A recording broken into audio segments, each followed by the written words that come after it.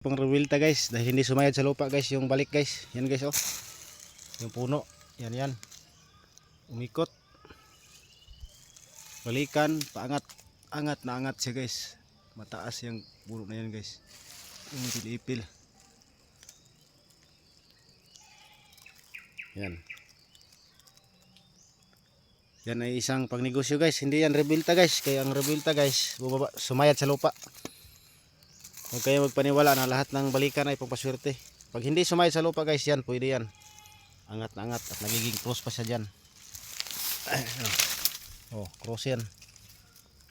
Yan, ibig sabihin yan, maganda yan sa swerte. Sa negosyo. Kasi hindi siya sumayad sa lupa. Iba yung nakuha ko kanina, mga pang ano yun.